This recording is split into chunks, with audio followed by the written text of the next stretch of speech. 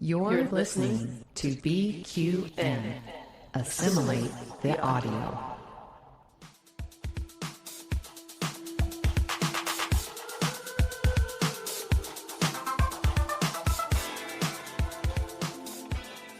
Welcome, listeners and viewers, to another episode of All Good Things, a Star Trek Universe podcast here on BQN and the Fandom Podcast Network. I'm your host, Kelvin, and with me today is Kristin and Christos. Patreon patrons, remember you can now watch All Good Things if you prefer consuming our show visually as an extended edit of this very episode. So hello, Christos. I've not seen you in forever. How have you been? I know. I feel like I've been caught up in a temporal loop or something like that. I've been, I had a lot of travel. I want to say May was probably the most travel I've had for work/personal ever. I don't know what it's like to even be home. So I didn't know what to do with myself yesterday. It was a Saturday and I was actually here. So it's really, really good to be back. I've missed the podcast. I've been listening to you folks. And I was like, oh, I felt a little FOMO. You know, I've been like, oh, it's going on without me, but it'll be there when I get back. We're here. It's interesting you say work/personal, because I think we've all been saying, is he actually at work or is he on holiday? Because you always seem to just be in fabulous locations having the great time. I mean, I do live in Southern California, and the company I work for, my territory is San Diego and Hawaii and places like that. So, I mean, my job does take me to some really cool places like Hawaii. And I had a work conference down in Cancun, which was my first time going to Cancun. Normally I'm on the Puerto Vallarta side of things, but I got to go to Chichen Itza, which was unexpected. I didn't even think about that until I was there and the opportunity was right in front of me. And I'm like, yes, I will go do that. So and then I was in Las Vegas, and I just feel like, you know, I did the Universal Fan Fest somewhere in there one weekend. And yeah, it's been a whirlwind, but I also realize I'm getting too old for this shit. I need more breaks in between trips. Oh, well, I hasten to remind you that we've got a week's holiday where we're going to be drinking 7 nights back to back at the end of this month. So at least you're getting pub fit. Mexico and Vegas were pretty much like that. You know, I was only home for 12 hours between Mexico and leaving for Vegas. So that's kind of how crazy it's been. But I'm not going anywhere until our trip. So I have all this reload and rest time in between. Brilliant. So. And Kristin, happy Pride Month, my love. Oh, happy Pride Month. I hear you've had a head start on me and Christos. Yeah, it's my little town jumped in head first. They were like, we're not waiting for June. Let's do the last weekend of May. So there's been a Kelowna's Next Drag Superstar competition, and then there was a big musical number from one of the everyone's favorite 90s artist. Her name is Biff Naked, and so she came and did a show in Kelowna last night. So that was really, really cool. I'm very tired, and I have no voice left from screaming. So much yelling. All the indicators of a good time. It's absolutely true. And honestly, as somebody who's grown up in this tiny, tiny little Canadian town where, you know, back in the 90s, if you had any sort of alternative anything, it was hard being goth in the 90s in this town, let alone that was as far as people let you go. So to see now pride parades in our city park and people just supporting drag queen story time and the community coming out to really just love on the LGBTQIA2S plus community here is just so amazing to see. Because 30 years ago, I don't think you would have ever thought this is where Kelowna came to, and I'm very proud of our little town. Oh, that's nice. Yeah. I didn't really stick around my hometown to find out if it would catch up with my expectations and requirements. I hot-footed it over to Manchester where I knew I'd be safe. Yeah. That's what a lot of guys from my high school did. Yeah. And then when they come back and they see our old high school now has a rainbow crosswalk. Oh. And literally one of my friends, he had a tear in his eye. He's like, I never thought I'd see the day. It's this is where I got picked on for being gay when we were in high school. And now it's being embraced. I was like, babe, you were one of the pioneers, right? You were Yep. the one who helped make this happen. This is because of you. So it's just amazing to see the progress being made, and that our election locally and federally supported that. We were not willing to go back. We were not willing to see this disappear from our country. So anyway, Wow. there's my soapbox for the day. Well, that's lovely. If you think about some of the things we're going to be speaking about today and the parallels to the episode we're covering, that's actually really lovely to hear as a balance, Yeah. I think, and kind of progressive societies. Yeah. Before we jump in, are either of you two Doctor Who fans? Do you watch Doctor Who? No, you're shaking your head. Good. So it doesn't matter if I Sorry. reveal a big, massive spoiler. You know how like Star Trek fans get a bad reputation for being a bit nitpicky and a bit negative? Oh my God, Doctor Who fans on social media this morning are in an absolute freefall. There was a regeneration of the Doctor last night. So the current actor is now out, and they revealed who is the new Doctor. And it's Billy Piper, who was one of the companions 20 years ago. So everyone's saying, oh, this is just fan service, bringing someone back. It's ridiculous. It doesn't make sense.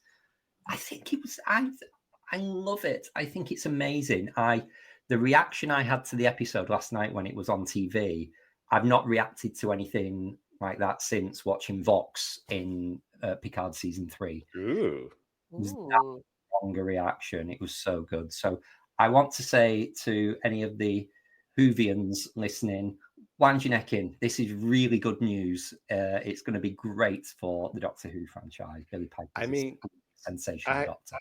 Yeah, you know, and I can like, first off, I do know enough about Doctor Who to know that their fandom is just as, it's just like Trekkies. They're also a big group of like people who love to complain. And I will also say, in fact, I've had a hard time getting back in Star Trek mode because I've been living in Andor for the last month or so. And some of the best Star Wars since the original trilogy are showing. I love it. It's so highly praised. You know, they're the first show ever to get 5 consecutive episodes on IMDb to have a 9.5 or higher rating. Oh wow! Like consecutively, but then there are still people bitching. You know what I mean? Like they're happy a bit like I don't know a person who hasn't watched this that just been like, this is the best thing since Return of the Jedi. You know, like, but people still complain. So it's like, you know what? I don't feel so bad about our Star Trek world when we like to nitpick about little dumb things too, because you know, fandom is fandom. There's always going to be naysayers. Naysayers, lovely. Well, good use of the word naysay.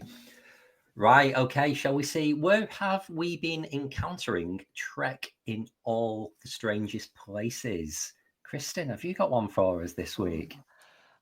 Mine is it's self-made in a way. So my job is implementing a new client management database. And so we did a big training thing this week, and they had us all use sort of like the fake version, so it's not actually full of our real data. And we all had to make a profile. Can anybody guess whose profile I made? Maybe Derek. someone with a little spoon on his head? Potentially.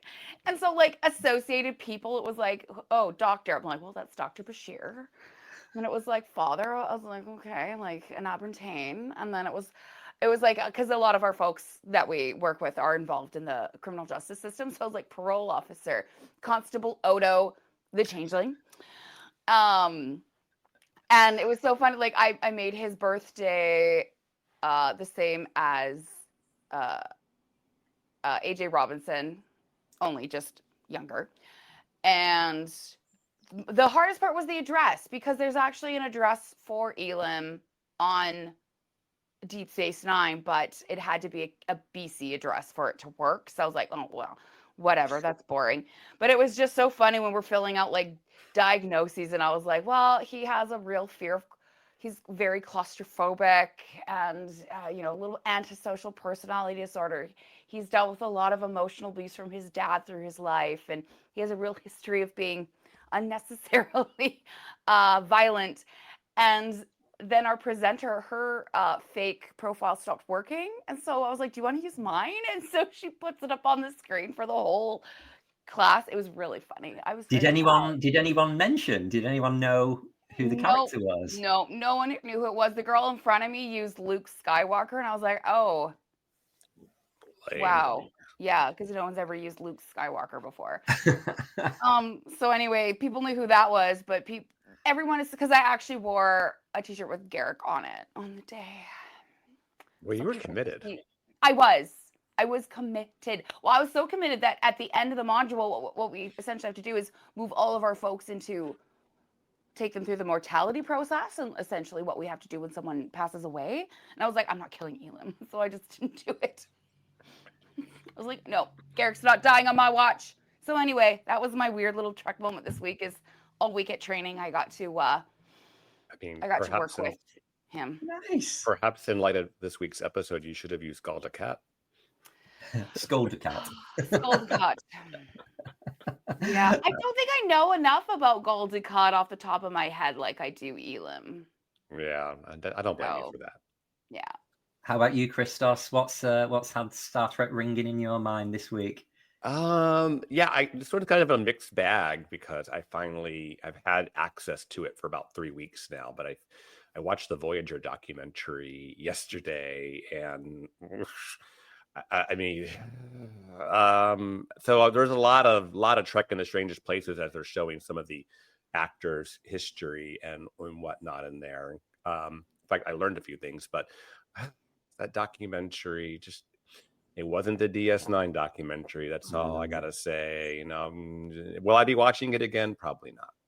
So yeah, I think there's a lot of people who say quite politely that it's not quite up to the standard of the DS9 one, so they don't want to bring themselves to say that was a disappointment. Yeah, I think I'll keep my my little episode of the center seat for when I need a little bit of dose of Voyager history.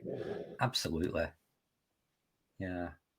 How about you? That's too bad.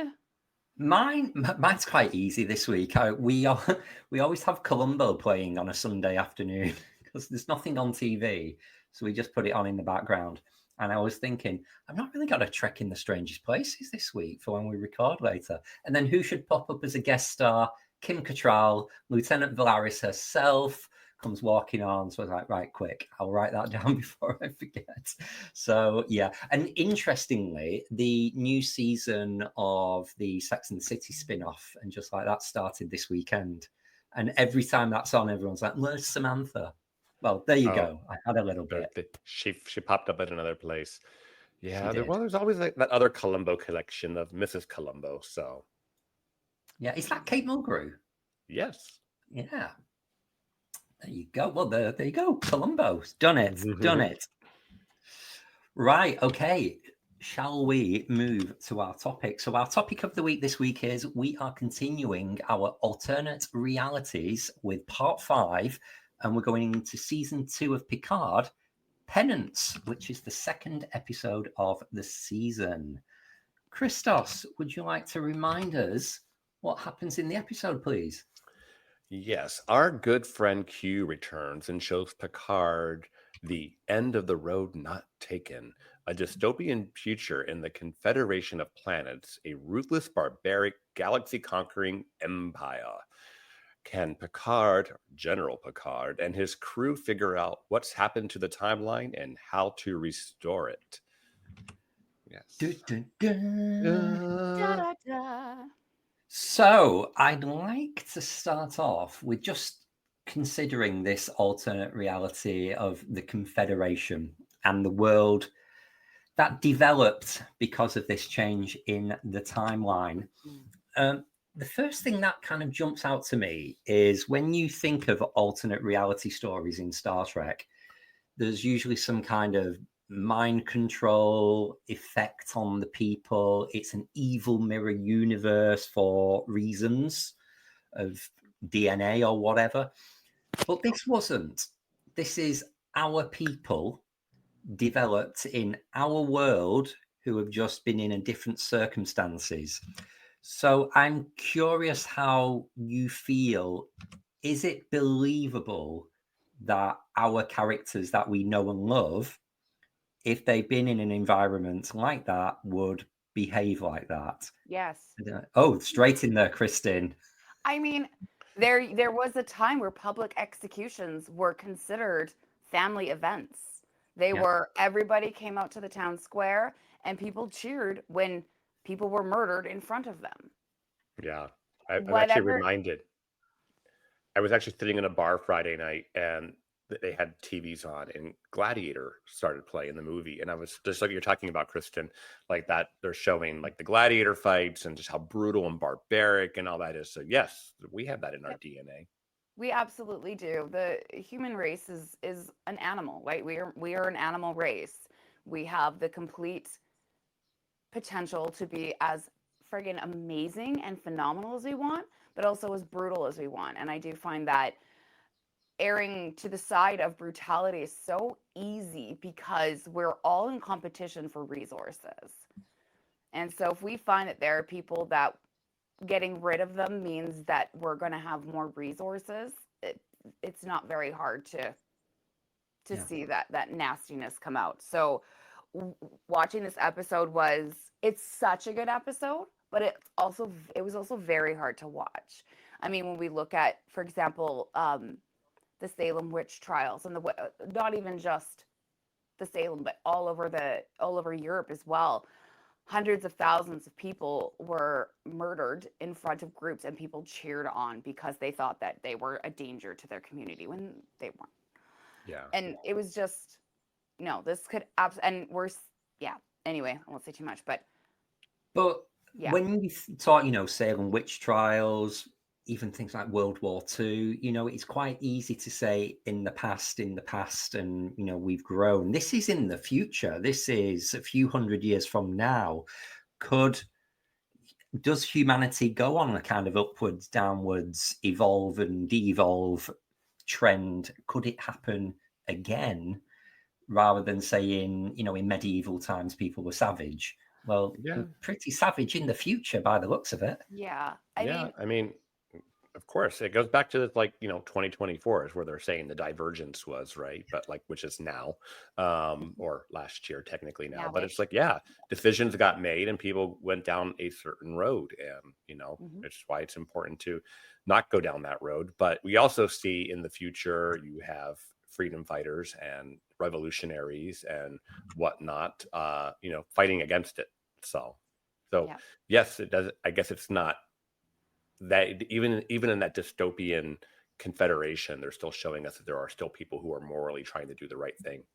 Mm-hmm. Yeah, I think so. That when everything was brought to light, let's again, just because it's such a impactful event, is back to the witch trials, and when those were made illegal after everything happened, and it came out that a lot of the accusations that were made were actually false, and they were coerced out of the people who said them and everything. There was a lot done, and I wasn't there, obviously. Well, maybe I was. We don't know that anyway. I bet you at that point people were like, humanity will never make this mistake again. We will never demonize a single group of people for a specific whatever. And a few hundred years later, sorry, we're right back here. And that is the importance. And we're seeing it too with the elimination of certain things being taught in curriculum in schools. People are being forced to forget history. And I think that is a catalyst to see this coming up again. If we cannot learn from the mistakes of humans, we are bound to make them again. And so maybe the fact that this does rise says something to the censoring of curriculum for school now, where they're not being taught the Holocaust. Up here, there's residential school deniers. It's dangerous path to go down. Yeah. They mention in the episode the phrase over and over, a safe galaxy is a human galaxy. Racist. So clearly they're preying on fear as a motivator, as a method for control. It's very easy for us to look at that and say, oh, that's a little bit obvious. That's a little transparent. A little tongue-in-cheek. It appears to work. It appears to work very well then and now, dare I say? Yeah. Not to go right back to this, but this whole last season of Andor is literally about what we're talking about. It's about the Empire's grip on control. And all I'll say is, if you really want to watch what a really amazing speech is, I believe it's in episode 9 of the season, but it's on YouTube. Look at Mon Mothma's address to the Senate before she defects to the rebellion, and it's pretty spot on to today's politics. And it's like, yes, and it's exactly what you're talking about here in Picard too. It's like, it's the grip, it's the loss of truth, which opens up the vacuum for lies and misinformation. Way to control the people. Yep, it is. All right, heavy. It is pretty heavy, especially when you think of what's going on in the world at the moment. You know, do we all live in a democratic society, and we know kind of governments come and go. We're fortunate enough in our parts of the world to not be in dictatorships, so things can come and go, but things are looking pretty scary with the rise of what we would call right-wing politics. And, you know, we're seeing it here in the UK. Some of the minority parties who are very, very right-wing are gaining favour. And a lot of it is because they've got quite charismatic public speakers leading them who have got quite hateful views, but are quite, dare I say, entertaining when they're on a public stage. We know about scary. that here. Yeah. It's hard not to use the Trump word, really, Christos, is it? When we look at this, I mean, how triggering is this episode for someone who's living in America at the moment with everything going on? I mean, here in San Diego on Friday night, ICE raided this restaurant, which is that I've been to several times, and it's right next to my favorite vegan hangout. And they literally went in there with smoke bombs and took people from the kitchens, and right in front of the patrons. And I was telling my friends last night that could have been us, because we go there, and you know, there's a lot of cameras, and there's people showing up with big guns, and they're wearing masks on their face. You can't even identify who the soldiers are, and it's just happening right in my neighborhoods. So I mean, oh my here God, we are. that's so scary. It's very scary. I mean, we are only really reflecting on episode 2 here, but I don't know what it was, but I remember going back to the chat about fandom being a little bit negative. I remember a lot of people coming down on season 2 Picard, and maybe it's just because season 3 was so good. But I watched this episode and I really enjoyed it. And I've continued watching. So I've watched like the next 3 over the last few days. And where Rios is taken from the clinic. But I didn't know, and this is my massive ignorance, I didn't know ICE was a real thing. I thought it was something made up for Star Trek, as in the acronym of what it actually stands for. I didn't know it was a real organization at this moment in time. It shouldn't be. It is. Yeah. And I guess to like maybe remember history, when season 2 of Picard came out and premiered, I remember everybody loved episodes 1 and 2 of Star Trek Picard season 2, and it was like after, and then from 3 on, it kind of, everyone, and it comes back for the last episode. It get really, episodes 1, 2, and 10 are like the only ones I really like to watch in season 2. But just for the sake of the levity of remembering, we thought a lot of people thought it just got, everything that happens between episodes 3 and 9 just is too drawn out, and it was done to save money and done to be able to shoot in the pandemic, and it just really, that's why most people didn't like it. I like sorry, Kristin. Go ahead. I like the parallels to DS9 with the the sanctuary districts and the kind of the modern interpretation of this is actually what it is. But what I found particularly chilling was the scenes where ICE, it's not, again, I feel a bit bad, shouldn't be talking about it because it's not Penance, but when they put Rios onto the bus and they're like, you're going on this bus, but nobody knows where you're going to get off, basically implying they were all being driven to their death. It makes you think, this, I'm watching this as fiction, and I don't like to think with a comfortable mind that this is actually happening in reality, or could easily happen in reality. Yep. Ugh. Anything that you saw in the episode, Kristin, that kind of make you wince beyond what we've already said? No, just it just brings me back to the fear of the other, right? And in who exists in our society that is considered, when you talk about the fear of the other, well, who is the not other, right? Who is considered whatever, right? And there was always the discussion of the invisible demographic, which was the white, Protestant, straight, cisgendered man, middle class kind of thing, right? And that's always been the comparison for everybody else and how they fit in from everything going back. At one point it didn't even involve color or ethnicity. It involved sex, right? And it was women wanting the vote. Well, men didn't want that. Okay, fine. So women had the vote. And then it was, black people and white people, the end of segregation, and seeing what black people had to go through during that. And it's this othering of people is what causes this, because it's that fear, it's that need for, well, if they're here, then I can't have this. There's enough to go around. And the lie that there isn't enough to go around is perpetuated by the people that are not the other.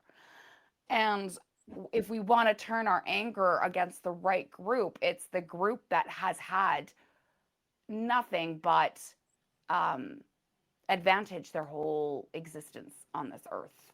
Mm-hmm. That's the group that actually is hoarding the wealth and hoarding the resources. Tax the rich. Don't deport the poor that are actually adding to our agriculture and our tourism sectors. Anyway, this is a very sensitive topic for me. So yeah, it is. It's hard because you're like, these people speak really loud, to your point, Kelvin, and whatnot, and it's always about your life is not as good as it could be because of these people's existence, exactly, because they're taking something from you. And I think it's so funny that, like, in our world just this week alone, one of the reasons we're in this political situation we're in is that these people, these Mexicans or whoever we're going to call them, they're all here taking from you. They're taking your jobs. They're committing crimes. They're evil people. But then our own president this week has, pardoned so many freaking criminals and put them on the street. All of his buddies, all the people who have made donations. It's so blatantly corrupt. And, like, you say that you're the law and order president, but all you keep on doing are putting pedophiles and criminals back out on the street because they've either donated money to you or basically it's that, and it's basically people who do the same crap he does. So there you go. Well, and then from like a perspective of trade and all the tariffs, right, that have essentially just destroyed the relationship between Canada and the US. And it came out that this one dairy farmer was all in favor of these tariffs because he truly believed that it was going to be Canada that was going to be paying for the tariffs, not the States. And I was like, what? So anyway, he was all for it. He'd voted for Trump, et cetera, et cetera. So great. Now the tariffs are in. He thought that we were going to pay for them. No, you're not. And so now, but he can't raise the price on his own product because he's part of a co-op. And essentially, he is going to be bankrupt within a few months because the amount that he's allowed to charge versus what the tariffs are doing to his industry now. So it's very like, well, you're in the finding out stage of your effing around. So here we are. yeah. A lot of that going on. A lot of that happening. Yeah. One of the things that really stuck with me, I like what kind of makes this episode okay to digest because it's hard to watch, like you said, Kelvin, is you especially with Patrick Stewart's Picard in this episode, you kind of see his reaction, his disgust to his alternate self when he's watching the video of his propaganda video and whatnot, and he's just like shaking his head and disgusted. I think that helps keep us in the audience, oh, okay, this is how we can still watch this because he's he's showing the disgust that we're feeling. And, so I really like want to call out to Patrick Stewart, who's 80 something years old when he made this episode, and how well I feel like he acts in this particular episode. And even when he has to put on the General Picard hat and play that role, I mean, I feel like all of his time in Beverly's little acting schools really helped him pay off, because he knew how to change off to be General Picard when he had to take that role to be believed that he was a fish out of water. Yeah. Patrick Stewart's face acting in this episode was so good. Like, just his little, like, the way he would open his eyes and the way you could kind of see, like, almost a bit of a lip quiver, like he was about ready quiver. Yeah, I was going to say that. Like, yeah. And I'm just like, oh my God, Jean-Luc, it's okay. But yeah, well, I mean, the early scenes in this episode with Q are pretty intense. When Q slaps him across the face and he's bleeding, and I mean, it's like, whoa, this is a whole nother level of, like Q for one. And then, the acting, I mean, John Delancey and Patrick Stewart together are fire when they're, acting together. Yeah, it's funny, when I was watching the show, Justin was just walking through the room and he just stops. He's just like, F yeah, these two rock. And he just left the room. And I was like, thanks, babe. That's great. That's great feedback. Because it's true. These two are awesome. Just to finish off with this, I was thinking of the but for the grace of God go I kind of theory of, have you ever found yourself kind of influenced by the crowd or gone with the group and found yourself maybe not being your authentic self, or doing things that you may be ashamed of or look back on a bit like, that wasn't really the best choice? I'm curious, have you ever been, has fear ever controlled you and made you fit in? Maybe, I'm sure I have an example on a macro level, but on a bigger level, or I say micro level, on a macro level, I can remember the propaganda for the United States to invade Iraq. And because we were still in that post 9/11, we were traumatized in America. And it was, basically that fear mongering and disinformation to get Americans to be okay with this quote unquote war on terror. And there was a lot was being done in the guise of, this is what we need to be safe, this is what we need to be strong. But really, what was going on was a lot of war profiteering and manufactured wars in order to give contracts to people and whatnot. But I just remember being kind of on board with all that in the beginning. And of course, I was quite young. But I also remember being one of the people who were waking up to it faster than others. And when I would be kind of critical of some of this stuff that was going on, not being the most popular person in the room, like, oh, what are you talking about? I'm like, no, the world's calling us like the US empire, and they're not wrong. And it's like, I just remember that being like how unpatriotic of me. And, so yeah, I guess a little bit. Great example. Yeah. How about you, Kristin? Mine definitely would have been growing up in the church, where that groupthink is so pervasive, and you are taught there is one way to think and one way to believe, and it is literally through following a book that is the worst game of telephone that has ever been played, and the longest game of telephone that's ever been played. We don't actually know what it originally said. It's been rewritten so many times, but we're basing an entire belief system off this in terms of how we treat others and how we treat our family and our friends and everything. And I'm like, well, that's friggin' dangerous. And I'll never forget the very first time I ever voted in my life, I voted for the Conservative Party, because that's the party that you voted for if you were in church. And then I started going to university and learning, and I was like, wow, I have literally been lied to my entire life. When you say you went to university and started learning, was part of that learning meeting a diverse group of people? It was definitely that. That was definitely part of it, but it was also like, I didn't know what classes to take, so I took ones that sounded fun. So I took political science, sociology, the woke subjects, so women's studies, all of that.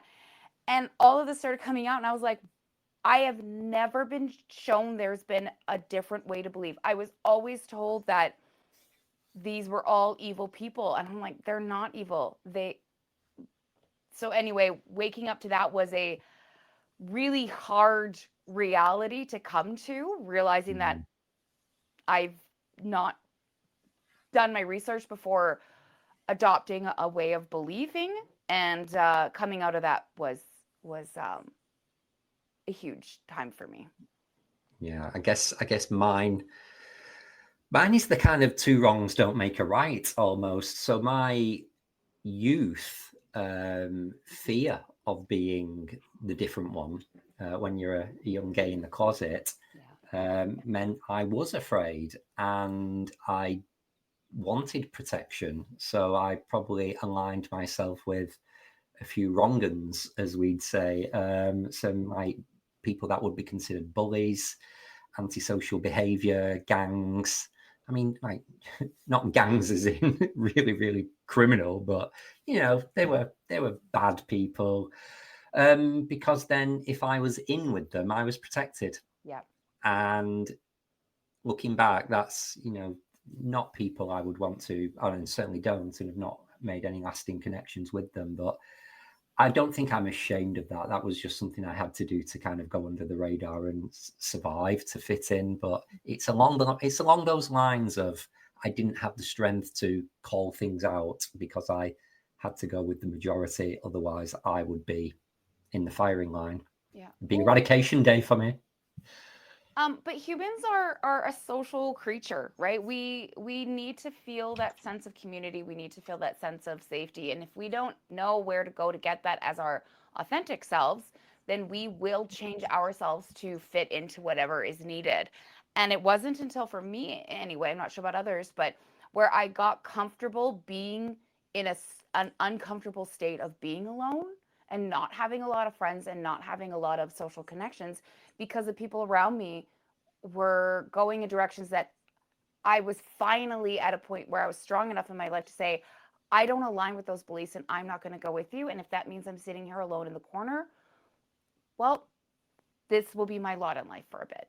But now, a few years later, like 15, 20 years later, it was all worth it, because the groups that I'm around and the people that I have in my life made that time of uncomfortability so worth it. So nice. Yeah. Nice. I wish other people just, and I always say that the people, specifically with it being Pride Month, I find the people who have always been the most homophobic, they're either, you know, not strong enough to come out, or they're hella jealous. Maybe they're straight, but they are jealous that the queer community is so free to just be themselves that the straight community seems to not quite allow people to do, right? Like, and I'm like, yeah, you know what? If you're, but there's no need to be jealous and rude about it. Just go be your weird, quirky self. Then do what you want to do to feel. Yeah, you don't have to hate on another group for it. Yeah. Mm-hmm. Yeah. Well, Kristen, what you were saying there, I can identify with what you're saying about like being willing to do being that stubborn person where your beliefs are more important. And for me, that comes also from being vegan. Like for me, I have firm beliefs there, and there are social things I haven't done. There are plenty of times I could have cheated and could cheat or can cheat, and nobody would ever know. But it's like, nope. This is who I am. This is what I am, and I will not acquiesce on this. And so I get it. So sometimes we just have to do what we have to do in order to be our authentic self and be true to ourselves. Yeah, and sometimes that just means the vegan cheese stands alone. Mm-hmm. I'm not quite there with you, but I've been vegetarian since 1999. So I totally understand what it's like when people are like, oh, well, there's too many of you people around. I actually had someone say that to me one time, and I just got up and left. I was like, okay. That's the best. Sometimes just the mic drop of getting up and walking away. Yeah. No matter what the circumstances. I sometimes it's better just not to fight. It's like, here, I'm not even going to bring myself down to your level. No. Exist in your misery, sir. Yeah. Okay, let's move on to another theme of the episode. I wanted to reflect on this new Borg Queen that we are introduced to in this episode, the late great Annie Wershing. And I've just said that I think of her as the sassy Borg Queen, so different to Alice Krieger and Susanna Thompson in the way she portrays her. Obviously, she's given what she's given to do by the writers, so clearly the character is written in a very different way. Mm-hmm. But yeah, what are your lasting memories of this Borg Queen? Do you have any favorite moments? Did you have any initial impressions of what we saw of her in this episode? What did you think, Christos? Well, first off, I love this Borg Queen. I love Annie Wershing. I think she kills this Borg Queen in the best way. Like, she's got it down. I think it's a really good evolution of the Borg Queen because, Trek just keeps evolving. And this is a great way to say, like, I mean, we hadn't seen the Borg Queen probably since the end of Voyager's final episode, right? So here we are, almost 20 years later, seeing her again. And it's a good evolution.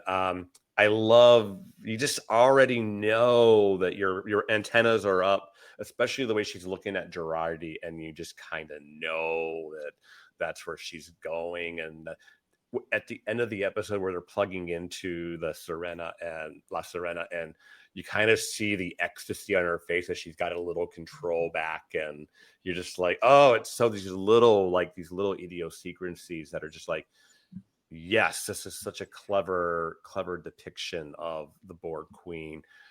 One little thing, though, I will say that having now seen season 3 of Picard and not having really watched this episode since then, is that, Picard kind of dangling, and maybe at 7, her Delta Quadrant version of going back to, her time and getting back to her Borg, and as a way to tease her. But if I'm thinking correctly, if this is the year before the events of season 3, the Borg in the Delta Quadrant's pretty decimated, and she's barely hanging on. And so I don't know. It just it maybe just doesn't quite align back right up. Knowing that, yeah. And if she can see different realities, would she not already see that one? No, thank you.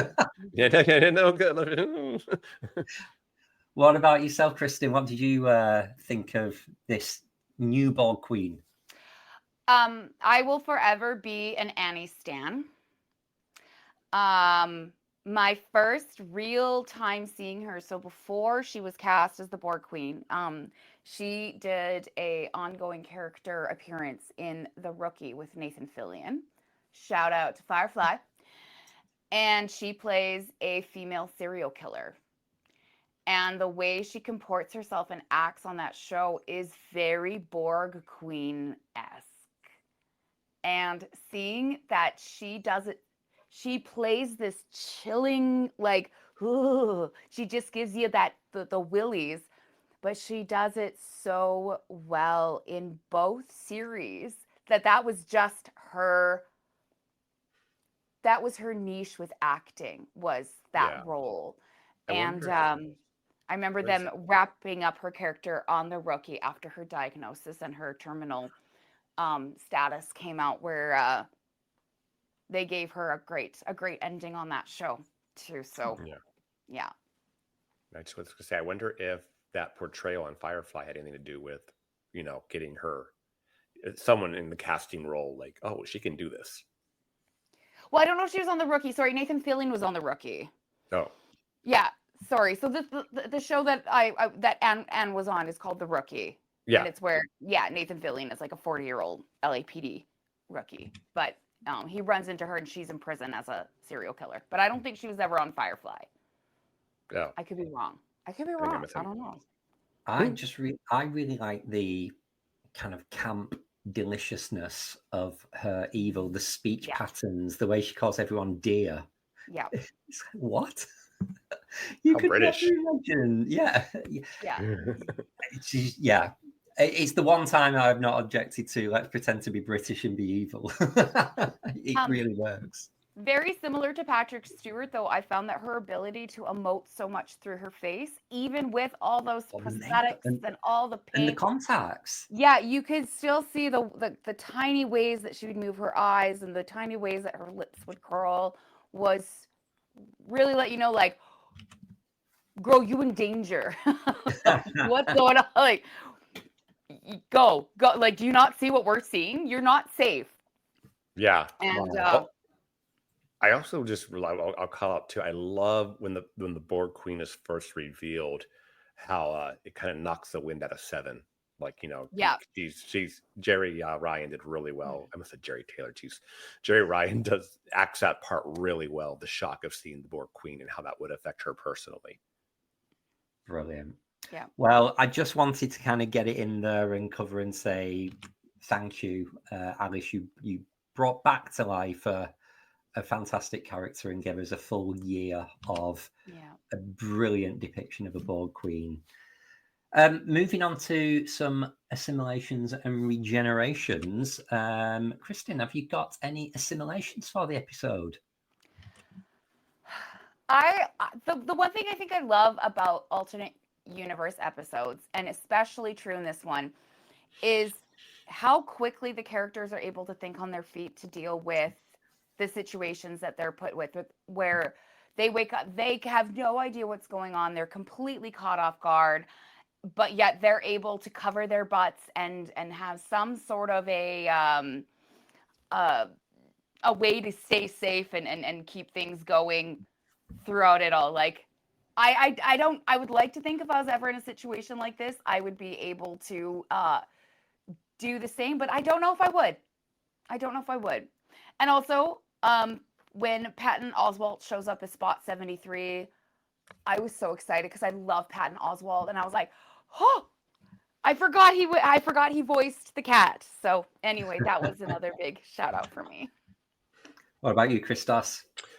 I've got a couple here, so bear with me. I love that we immediately you see like younger Q and they age him up to be Picard's age.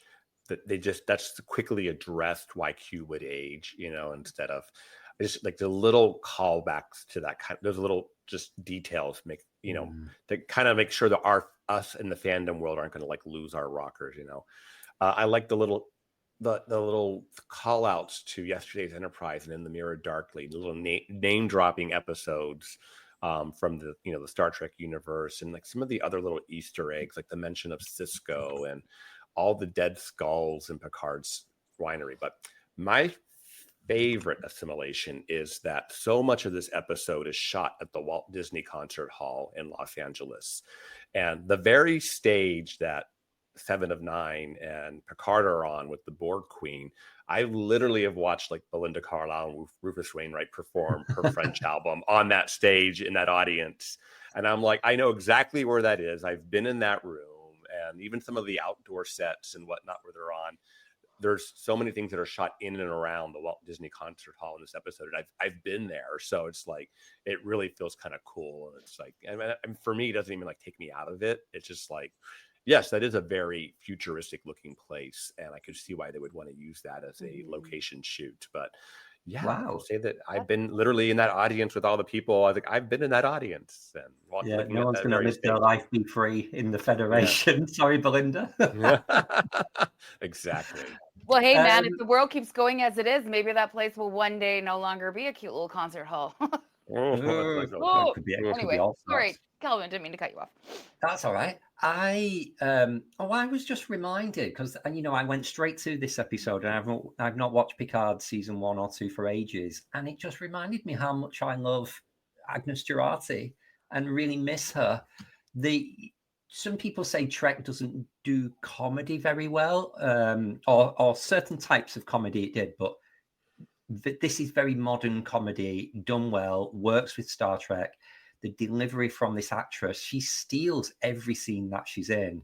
I just said I've just watched ahead a few episodes. Literally an hour ago, I've just watched her sing Shadows of the Night in the 2 of 1 episode. I love her. I know obviously the character wrapped up, but I know she couldn't be in Picard season 3 because of the way the character wrapped. But yeah, I love her. In the same way we've just said about the Borg Queen, Agnes Jurati is a comic relief in what is a very chilling, often uncomfortable episode. So that was my assimilation. I love Alison Pill, but coming into Picard when she appeared, the only other place I'd seen her had been on American Horror Story. And her character in that was so unlikable, like actually full hateable. So now that she's suddenly appearing in this role that I have to now, you're meant to like her, I was like, I have to get over the fact that you betrayed Sarah Paulson in American Horror Story. Yeah. Brilliant. Have we got any regenerations for the episode? I'll do mine while you're having a think. I just felt it weird, that whole thing of these are our people behaving badly. I thought it would have been interesting if we saw some of the legacy in that crew who were not the heroes of the episode, who were faking it to fit in. So if we had seen someone from the TNG crew or DS9 or, Voyager, obviously, maybe not a full-on cameo, but maybe if they just looked up what, Seven's tapping away as President Hansen, I wonder what Captain Janeway is up to in this timeline. Yeah. It would have been more thought-provoking, I feel, to see. And I know they explained around General Martok, Ducat, but I don't think it hit as hard as it would have if it was Janeway, Cisco, etc. Yeah. This type of episode would have definitely laid some groundwork to be okay for some fan servicey cameos and whatnot. And I think we'll hit on that a little bit in trivia and continuity if they at least tried.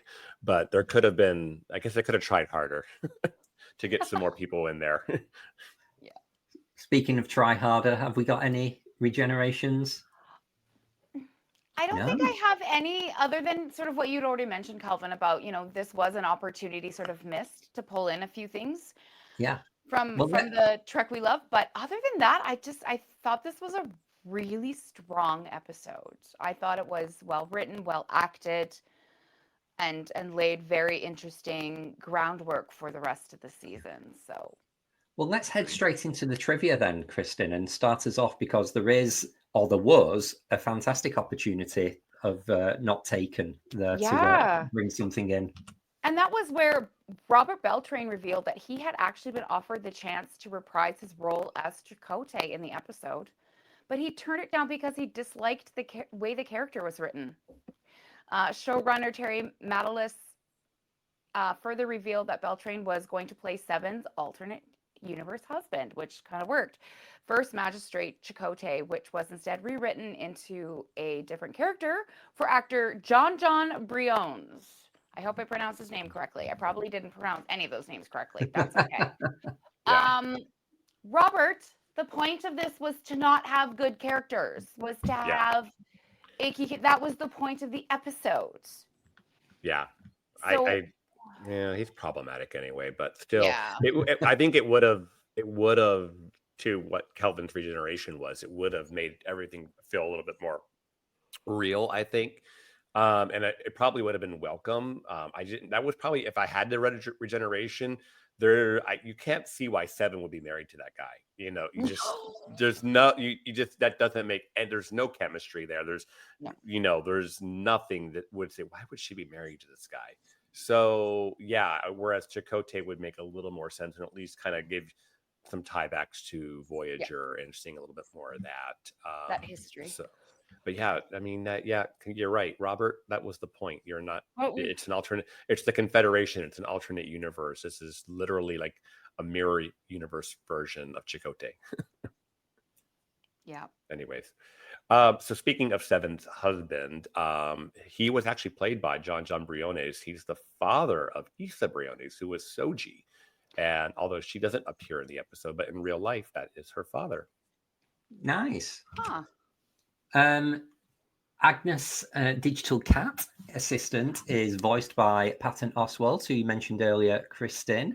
And interestingly, we are going to see him again in Strange New Worlds Season 3, as he popped up in one of the final trailers. So we don't know much about the character yet, other than this is his, or will be, his second foray into Star Trek. But is he playing like live action, or is he playing another like just voice? Live action. Oh my gosh. How did I miss that in the trailer? I've been slacking on my research without the view screen. That is so exciting. Yeah. Oh. In a nod to the fourth wall, Q name drops yesterday's Enterprise and In a Mirror Darkly, both episodes of Star Trek that share a similar plot line involving a look at the alternate versions of the Federation. Yeah. Perfect. Yeah, I'll just like, I'll break us up a little bit here too. One thing I didn't say about this is like, this is literally kind of an evolved plot of First Contact, the movie. Like the idea that somebody has gone back and changed time at a certain point and we have to prevent the time from being changed. Yeah. So in many, many, many, many ways, I'm like watching this, like, this is literally the plot of First Contact, but we're starting off with the alternate, like the consequences of it first, and then going back. So it's a little. I guess I would say a little regenerative of me if I had to make a little complaint about it. But it's done so well that I'll give it a pass. So also in this episode, Q compares the Confederate Picard to Macbeth.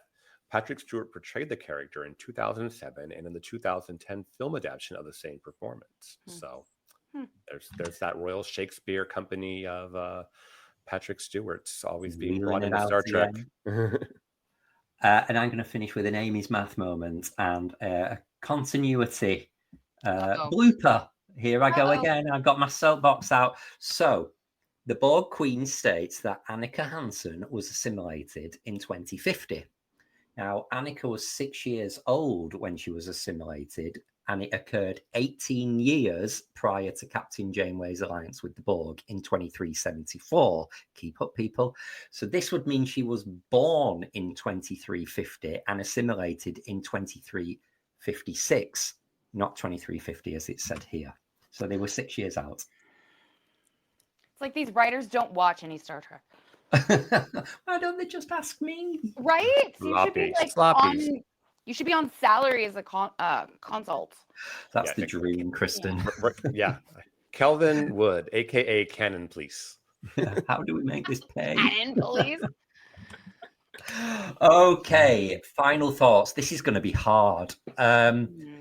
So, who did it best? Previously covered in our alternate reality series, we have some pretty big episodes. We've got DS9 The Visitor, TNG Yesterday's Enterprise, Voyager Timeless, and Enterprise Twilight.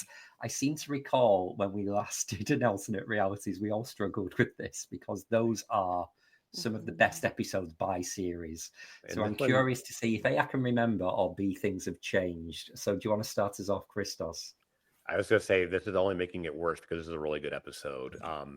So these are all really 5 great ones. I will also say, just really quickly, watching the Voyager documentary yesterday, it did look like the clip from Timeless had been cleaned up.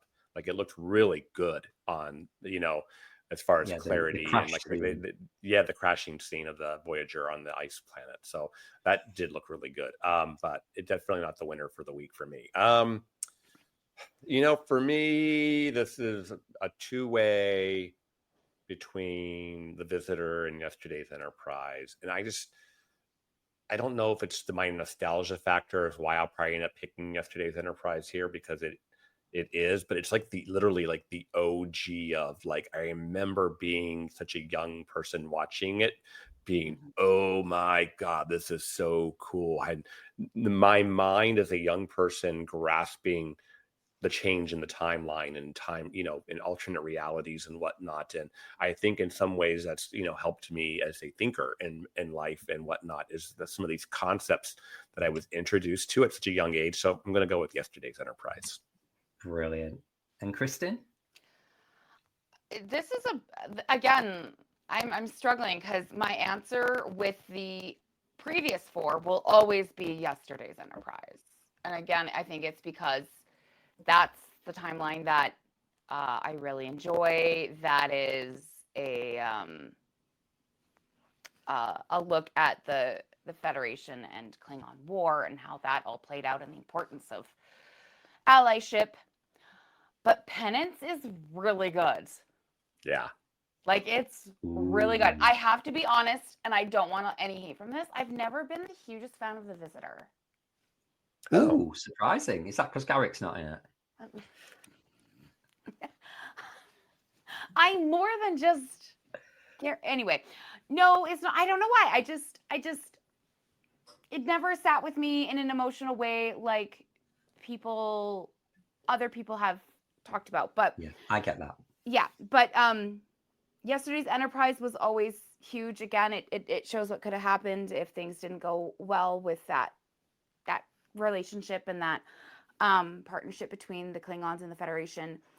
But this was really good too, and I think this one may edge out slightly Penance just because it is so relevant to our current socio-political landscape.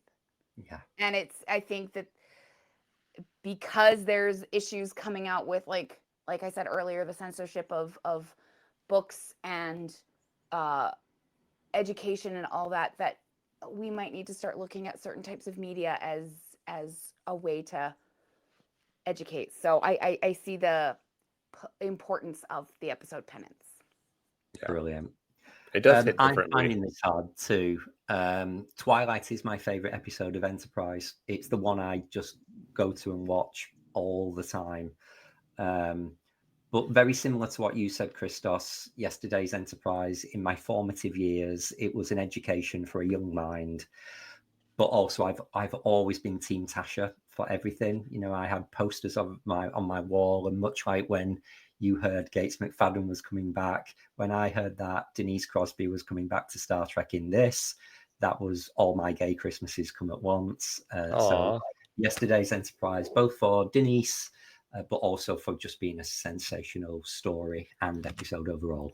Wouldn't it have been cool if they had one of the skulls that they had been Sila's skull? No. Oh, I Yeah, thought it was a cool tie-in. Instead of Sarek, because Sela was more the conqueror, right? Yeah. Right? And her and Picard had a very like tumultuous relationship. I actually wonder if that would have been like, I think one of the first people that this vindictive Picard would have tried to take out would have been Sela. Interesting. Let's reflect on that. Let's reflect. What shows are on BQN, you ask? Well, here's a rundown of some podcasts you might be interested in. All Good Things, a Star Trek Universe podcast covering all of Trek, hosted by Amy, Christos, Kelvin, and Kristin. Whether you've got Xbox or Nintendo, check out Bargain Bin Gamer, a YouTube show hosted by Davey and Mitch, self-proclaimed gamers who specializes in reviewing and showcasing affordable video games. Grab your popcorn as you listen to Cinema Z, a film discussion and review podcast showcasing films you probably missed but should definitely check out. Hosted by Mark and Matt. Don your apron for The Food Replicator, where Matthew eats and drinks his way through Star Trek Cocktail and 3 cookbooks. Beam aboard Galaxy Class, a Star Trek Next Generation podcast covering all of TNG, hosted by Steven. In order to not repeat it, listen to History with the Szilagys, a snippet of historical events from around the world, hosted by Chrissy and Jason. For the newest Trek coverage, check out Infinite Diversity, hosted by Chrissy and Thad. Curl up with a good book and delve into Beta Canon with Peter, host of the Trek Book Club on Twitter and Bluesky, and his companion Trek Book Club podcast. Test your Trek knowledge with Treksperts Quiz, a Star Trek quiz show hosted and written by Davey and MC. If you're a member of Starfleet Federation or Planetary Union, go check out Union Federation, covering current Star Trek and the Orville, which we all know is really a Trek show, hosted by Kyle, Kevin, Amy, and Haley. Head over to YouTube and watch The View Screen live on Sundays, your Trek-inspired talk show hosted by Kelvin and Amy with new 8-week seasons in the spring and fall. Spill the tea with Christos while he discusses current Trek news and events and explores the world of fandom via guest interviews, all with an LGBTQIA+ perspective on What's the Tea, Bev? And for our patron members, we have the Hive Mind with script readings and roundtable discussion. It's Green, a cornucopia of topics, then Amy's Math Moments, a quick look at math moments in Star Trek. You can keep up with all of these shows by following the network at BQN Podcasts on Instagram and Bluesky. We know you have a choice of podcasts to choose from, and we thank you for listening to BQN. Assimilate the audio. Kristin, my love, would you like to tell us what are we doing next week? We've got something exciting planned. I would absolutely love to talk about what we're doing next week because it is a new series, Beta Canon Part 1. As we sadly lost our legendary Star Trek writer Peter David last week, we thought it would be a great time to launch a short stories, graphic novels, or computer game stories. And we're starting with a much-loved Peter David novel, Umzadi, released in 1992. We would love to hear what you thought of today's show, and there are many ways you can do this. You can join our Facebook group, the BQN Collective. You can join our Discord server, or you can follow our BQN feed on Bluesky to continue the discussion there. You can find the links and the invite codes in the show notes. You can also reach us at AllGoodPod on Bluesky. So please make sure you follow the network on Bluesky and Instagram at BQN Podcasts. We've also partnered with our friends at the Fandom Podcast Network, where you can find us by searching the master feed, and all the links can be found in the show notes. So, Christos, where can people find you when you're not giving us a walkthrough of all of your previous conquests as you display the skulls? You can. I don't even know where people can find me anymore. You can get me on our BQN Discord server. You can get me most likely on Instagram. That's like the best place. I think that's where I spend most of my time, either at GreekGeekSD or What's the Tea, Bev? And for both of those, I'm also on Bluesky. And yeah, sometimes we're in the BQN Collective over there on Facebook every once in a while, but less and less these days. So, Kristin, where can people find you when you're not moonlighting as president of the Confederation? Oh, that sounds like a very stressful job. I think I'd rather walk around my beautiful study, dusting my skulls. You can find me as well, mainly on Instagram. Facebook is just, I don't know. I'm not spending a lot of time there anymore. So Instagram at KStrats, but the main place that I love to engage with people is on Reddit, and I can be found under user GaraksFanClub, all one word. And Kelvin, where can people find you when you're not turning down epic roles to reboot your character because you're slightly unhappy with how your character was written? When I'm not doing that, you can find me on most of the socials at Kelvin's Timeline or in the BQN Collective Facebook, where I love to comment on all of your posts, your memes. I love it. Keep sending them. If you'd like to help us keep all of our shows coming to you each week, you can become a patron of the network on Patreon. For just $1 a month, you can join our Let's Fly reaction show, script readings, and enjoy our special patron-only shows of It's Green and Amy's Math Moments, as well as having exclusive access to our video versions of All Good Things. Visit patreon.com/BQN to get all the details and watch your messages. If becoming a patron isn't your thing, you can still support the show by sharing our posts on social media, talking about it with your friends, or hitting the subscribe button on Apple Podcasts or wherever you get your podcasts and leaving us a star rating and written review. That helps others find the show. At this time, we would like to thank our very own associate producer, Jenediah Seastrom.